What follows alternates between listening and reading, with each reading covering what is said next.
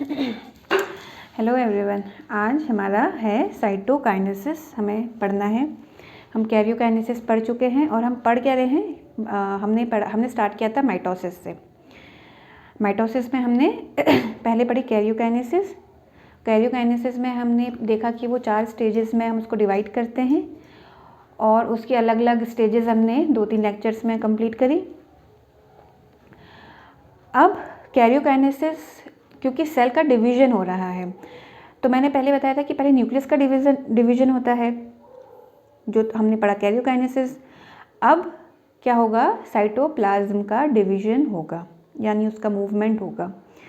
और जब ये पूरा हो जाएगा तो सेल डिवीज़न, जो कि पर्टिकुलरली हम माइटोसिस पढ़ रहे हैं, वो कंप्लीट हो जाएगा। तो देखें साइटोकाइनेसिस में क्या होता है। अगेन ये एक साइटोकाइनेसिस एक ग्रीक वर्ड से लिया गया है, काइटोस। इसका मतलब होता है हॉलो या ऑल, और काइनेसिस का मतलब होता है movement. Basically cytokinesis is the division of cytoplasm.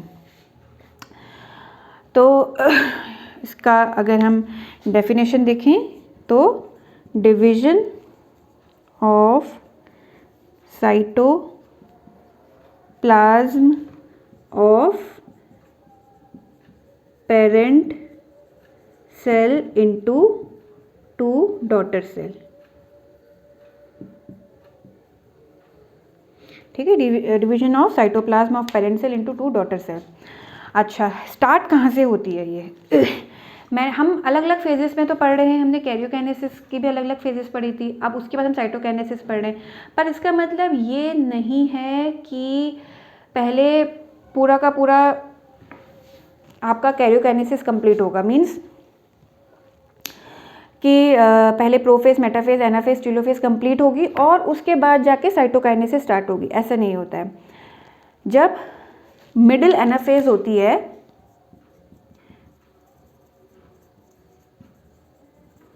तब से साइटोकाइनेसिस स्टार्ट हो जाती है। और कहाँ जाके कंप्लीट होती है? टेलोफेज। तो आप कह सकते हो कि जब टेलोफेज खत्म होती है उस समय साइटोकाइनेसिस भी खत्म हो रही होती है।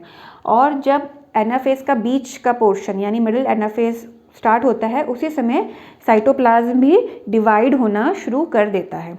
ठीक है, ऐसा नहीं है कि पहले पूरी एनाफेज कंप्लीट होगी और फिर जाके साइटोप्लाज्म का डिवीजन होगा। मिडिल एनाफेज से स्टार्ट हो रही है और मिडिल एनाफेज से स्टार्ट हो रही है और टेलोफेज में जाके साइटोकाइनेसिस भी कंप्लीट हो जाएगी। तो यानी जैसे टेलोफेज खत्म होगा साइटोकाइनेसिस भी कंप्लीट हो जाएगी और इस तरीके से 2 आपको डॉटर सेल मिल जाएंगे। ठीक है, अब हमने एनिमल्स में ये अलग, प्लांट और एनिमल में अलग अलग होती है। एनिमल की पहले बात करते हैं। ये वाला डायग्राम फर्स्ट वाला एनिमल का है और ये वाला जो है प्लांट का है। तो एनिमल सेल में क्या होता है कि जो साइटोकाइनेसिस का मेथड होता है,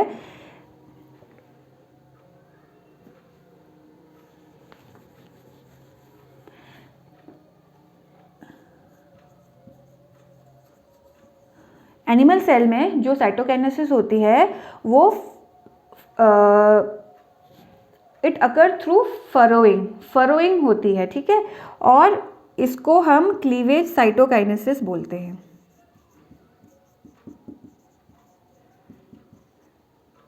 एनिमल्स के केस में it is called as cleavage cytokinesis and it occur by फरोइंग।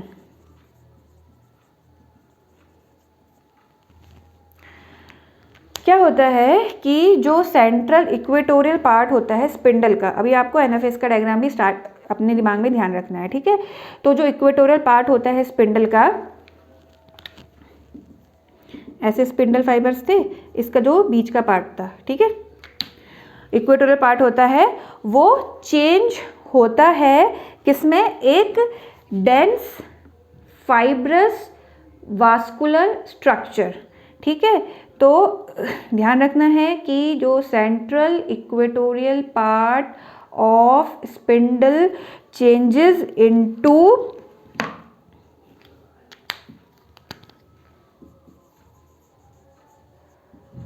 dense fibrous and vascular structure. इस स्ट्रक्चर में चेंज हो जाता है जिसे कि हम मिड बॉडी के नाम से जानते हैं। मैंने आपको बताया था कि जैसे ही एनाफेज ख़त्म होती है, जब आप एनाफेज वाला लेक्चर देखेंगे उसमें मैंने आपको बताया था कि जैसे ही एनाफेज ख़त्म होती है तो जो ये स्पिंडल होते हैं वो डीजेनरेट होना शुरू कर देते हैं और उनकी जगह एक मिड बॉडी बन जाती है। तो वही चीज़ है कि एनाफेज का जो मिडिल से ये स्टार्ट हो रहा है और जब एनाफेज ख़त्म होगी तब तक ये मिड बॉडी बन जाएगी। क्या होगा कि जो सेंट्रल इक्वेटोरियल पार्ट होगा स्पिंडल का वो चेंज हो जाएगा डेंस फाइब्रस वास्कुलर स्ट्रक्चर में और स्पिंडल डिजेनरेट हो जाएगा और it is replaced by mid body which is dense fibrous vascular structure. जब ये मिड बॉडी बन जाती है तो इसकी वजह से जो सेल मेम्ब्रेन है, of course there is cell membrane और प्लाज्मा मेम्ब्रेन, ये क्या करती है, ये इनवेजिनेशन करने लगती है। इट स्टार्ट टू इनवेजिनेट, यानी अंदर की तरफ को आने लगती है, ठीक है, और एक फरो जैसा बना लिया। इसलिए हम बोल रहे हैं कि जो एनिमल सेल में साइटोकाइनेसिस है वो फरोइंग की वजह से होती है, मतलब अंदर को एक फरो बना रही है, ठीक है, दोनों साइड से। अब ये फरो जो है सेंट्रीपीटली ये ध्यान रखना है, इसका इस फरो का जो मूवमेंट होता है वो सेंट्रीपीटल होता है, यानी सेंटर की तरफ को होता है, बाहर से पेरिफेरी से सेंटर की तरफ को हो रहा है, ठीक है। तो ये फरो धीरे धीरे और डीप होता रहता है सेंट्रीपीटली और फाइनली पेरेंट सेल को दो डॉटर सेल में ये डिवाइड कर देता है। जब अंदर को जाता रहेगा फरो, लास्ट में ये दोनों मिल जाएंगे और इसकी और दोनों डॉटर सेल जो है बन जाएंगे, सेपरेट हो जाएंगे, ठीक है। अब जब ये फरो जो है अंदर को घुसता रहता है तो जो मिड बॉडी है वो भी कॉम्प्रेस होते रहती है। मिड बॉडी जो यहाँ पर बनी है स्पिंडल के हटने से, और क्या है कि डेंस फाइब्रस स्ट्रक्चर है जो कि वास्कुलर स्ट्रक्चर है, मीन्स वहाँ पर ब्लड, वास्कुलर मीन्स ब्लड, ठीक है, तो ब्लड वेसल्स भी वहाँ पर रहती हैं। तो क्या होता है कि जब ये फरो अंदर को और डीप होते रहता है तो मिड बॉडी भी कॉम्प्रेस होते रहती है। मिड बॉडी जहाँ पर है वो भी कॉम्प्रेस होते रहती है और छोटी छोटी होते रहती है, बहुत छोटी छोटी होते रहेगी क्योंकि अंदर को दबा रहा है, छोटी छोटी होती रहेगी और धीरे धीरे वो फाइनली जब छोटी होती रहेगी फाइनली वो डिसअपियर हो जाएगी। और फाइनली वो डिसअपियर कब होगी, जब ये दोनों सेल बन जाएंगे, ठीक है। जब जैसे ये दोनों सेल बनेंगे मिड बॉडी कंप्लीटली डिसअपियर हो जाएगी। अच्छा, इस टाइप का जो ये क्लीवेज साइटोकाइनेसिस है ये बैक्टीरिया, फंजाई और कुछ एल्गी में भी हमको देखने को मिलती है, प्लांट सेल के अलावा, एनिमल सेल के अलावा। अब देखते हैं प्लांट्स के बारे में। प्लांट में क्या होता है, बेसिकली जो कैरियोकाइनेसिस है प्लांट सेल और एनिमल सेल में ऑलमोस्ट क्या है, सिमिलर है, लेकिन साइटोकाइनेसिस क्या है, अलग अलग है। अब प्लांट सेल की बात करें तो वहाँ पर क्लीवेज साइटोकाइनेसिस नहीं हो सकती क्योंकि वहाँ पर इनवेजिनेशन नहीं हो सकता है। क्यों? क्योंकि वहाँ पर एक सेल वॉल प्रेजेंट होती है प्लांट सेल में which is a very rigid structure, ठीक है। तो because of the presence of this rigid cell wall the plant cell can not undergo cytokinesis by invagination और you can say cleavage furrowing. अब क्या होता है, तो एक कोई दूसरा मेथड प्रेजेंट होगा ऑफ कोर्स। तो प्लांट सेल में जो साइटोकाइनेसिस का मेथड है वो है सेल प्लेट फॉर्मेशन। हम यहाँ देखेंगे जैसे वहाँ मिड बॉडी एक बनी थी, यहाँ पर क्या बन रही है, सेल प्लेट बन रही है, सेल प्लेट फॉर्मेशन। और इस केस में क्या होगा कि हमने देखा था जैसे ही वहाँ एनाफेज प्लांट सेल में, एनिमल सेल में एनाफेज जैसे ही कंप्लीट होती है तो जो स्पिंडल है वो डिसअपियर हो जाता है और उसकी जगह एक मिड बॉडी ले लेती है। लेकिन प्लांट सेल में क्या डिफरेंस होता है कि यहाँ पर जो स्पिंडल है वो और कुछ टाइम के लिए परसिस्ट करता है, और कुछ टाइम के लिए परसिस्ट करता है, और उस केस में इसे हम बोलते हैं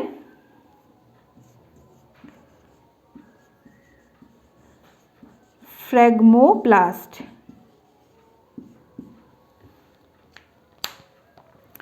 ठीक है, स्पिंडल फाइबर कुछ और टाइम के लिए इक्वेटोरियल रीजन में परसिस्ट करता है और इसे हम बोलते हैं फ्रेगमोप्लास्ट। अब क्या होता है कि इस जो फ्रेगमोप्लास्ट है जो कि इक्वेटर में प्रेजेंट है, वहाँ पर छोटी छोटी वेसिकल्स बनती हैं और ये वेसिकल्स कौन बनाता है? जो गोल्गी एपरेटस होता है ना, वो बनाता है। ठीक है, तो गोल्गी एपरेटस छोटी छोटी वेसिकल प्रोड्यूस करता है जो कि इक्वेटर में आके फ्रेगमोप्लास्ट के वहाँ पर ये लाइन अप हो जाती हैं, जमा हो जाती हैं। फिर क्या होता है कि इन जो वेसिकल्स हैं इनकी जो मेम्ब्रेन है, इन जो वेसिकल्स हैं इनकी जो मेम्ब्रेन होती है, ठीक है, एक वेसिकल ये, एक वेसिकल ये, एक वेसिकल ये, ऐसी वेसिकल बनाई, तो इनकी जो मेम्ब्रेन है वो फ्यूज़ होना शुरू कर देती है। ठीक है, वो फ्यूज़ हो जाती है और जब फ्यूज़ हो जाएगी तो जब ये मेम्ब्रेन फ्यूज़ हो जाएगी तो यहाँ पर ये क्या करेगी, जो डॉटर सेल्स बनने वाले हैं उनकी प्लाज्मा मेम्ब्रेन का काम करेगी। ठीक है, तो क्या होता है, ये इन वेसिकल्स की मेम्ब्रेन जब फ्यूज़ हो जाती है तो इन डॉटर सेल्स की प्लाज्मा मेम्ब्रेन की तरह वो इन डॉटर सेल्स की प्लाज्मा मेम्ब्रेन को वो बनाती है। और क्या होता है कि जो उस वेसिकल के अंदर, इन वेसिकल्स के अंदर जो कंटेंट होगा, जो भी चीज़ इसमें मैटर प्रेजेंट है, वो एक मैट्रिक्स या फिल्म बनाता है। मैट्रिक्स यू नो, ठीक है, तो वो एक मैट्रिक्स या फिल्म बनाता है। ये जो मैट्रिक्स और फिल्म है, जब ये बन जो कंटेंट था हर एक वेसिकल के अंदर, जब उसने मैट्रिक्स या फिल्म बनाई तो ये मैट्रिक्स जो है सॉलिडिफाई हो जाता है।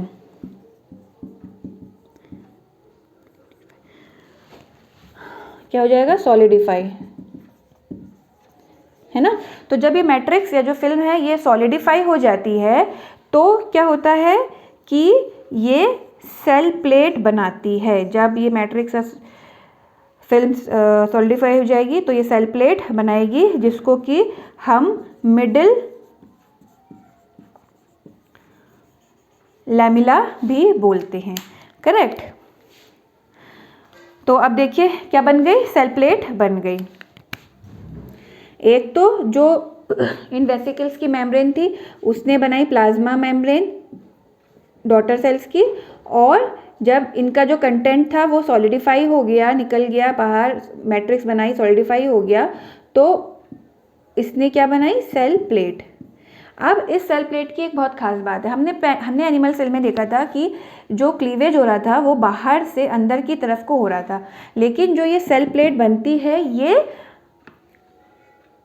अंदर से बाहर की तरफ को बनती है, अंदर से बाहर की तरफ को बनेगी। ठीक है, तो यहाँ पर ये दो चीज़ क्लियर होंगी, इसलिए गोल्गी एपरेटस का यहाँ पे आपको पूछ सकते हैं कि क्या इम्पोर्टेंस है। पहली बात तो जो वो वेसिकल बनाएगा, उनकी जब वेसिकल की मेम्ब्रेन फ्यूज़ करेंगी तो वो डॉटर सेल की प्लाज्मा मेम्ब्रेन बनाएंगी, और जो उनका कंटेंट होगा वो मैट्रिक्स या फिल्म बनाएगा, और जब वो मैट्रिक्स सॉलिडिफाई हो जाएगा तो वो सेल प्लेट बनाएगा। और ये सेल प्लेट क्या करेगी, ये अब इन डॉटर सेल को सेपरेट करने का काम करेगी। तो जैसे ही ये सेल प्लेट बनती है वो जो स्पिंडल है अभी तक जो प्रेजेंट था, है ना, एनिमल सेल में तो वो जैसी एनाफेज खत्म हुई थी वैसे ही डिसअपियर हो गया था, इसमें परसिस्ट कर रहा था। तो जैसे ही सेल प्लेट बनती है तो जो स्पिंडल होता है और जो ये फ्रेगमोप्लास्ट होता है, क्योंकि स्पिंडल खत्म हो जाएगा तो फ्रेगमोप्लास्ट खत्म हो जाएगा, तो स्पिंडल और फ्रेगमोप्लास्ट दोनों ही डिसअपियर हो जाते हैं। और जो ये सेल प्लेट है ये सेंट्रीफ्यूगली यानी सेंटर से पेरिफेरी की तरफ को ये बढ़ती है, जबकि एनिमल के केस में, एनिमल सेल में क्या था, सेंट्रीपीटली था, सेंटर की तरफ को, और यह क्या है, सेंट्रीफ्यूगली यानी सेंटर से बाहर निकलेगी। ठीक है, और धीरे धीरे जब बढ़ती रहेगी तो जो पेरेंट सेल की जो लेटरल वॉल्स हैं उनसे ये क्या करेगी, ज्वाइन कर लेगी, उसके कांटेक्ट में आएगी। अब क्या होगा, जो ये मिडिल लैमिला बना था, यानी ये जो सेल प्लेट बनी थी, इस जो ये आपकी सेल प्लेट बनी थी या जो ये मिडिल लैमिला है जो कि सेंट्रीफ्यूगली आगे को बढ़ रहा है और lateral wall of parent cell से ये जाके कांटेक्ट करेगा, इसमें क्या होगा,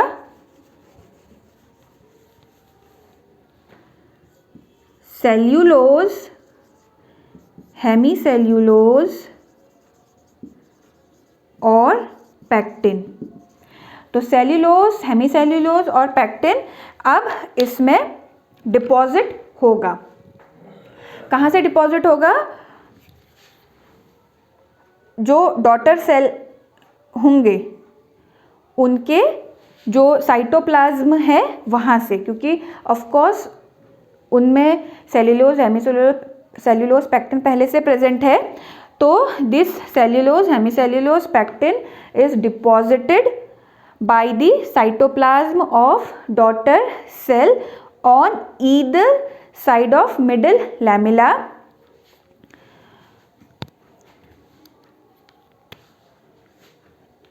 अगर इसको देखिए, ये क्या है, सेल प्लेट है, ये बन रही है, ये एक डॉटर सेल बनेगा, एक डॉटर सेल बनेगा। ठीक है, अब इनका जो साइटोप्लाज्म यहाँ पर है, इसमें सेल्यूलोज, हेमीसेल्यूलोज, पैक्टिन था, जो कि अपने अपने तरफ की जो सेल प्लेट होगी या मिडिल लैमिला जिसको बोल रहे हैं, उसमें अपने अपने तरफ वाली में ये सेल्यूलोज, हेमीसेल्यूलोज, पैक्टिन डिपॉजिट करता जाएगा।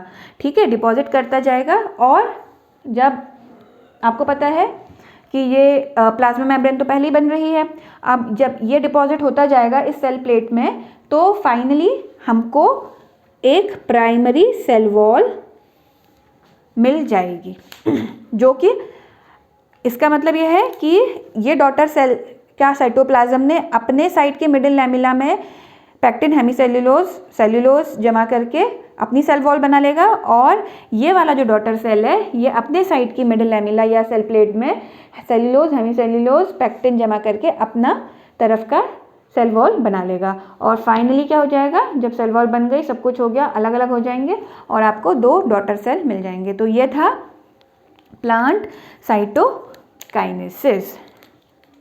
तो अगर आपको ये अच्छा लगा होगा, समझ में आया होगा, तो प्लीज़ इस लेक्चर को शेयर करिएगा, लाइक करिएगा। Thank you.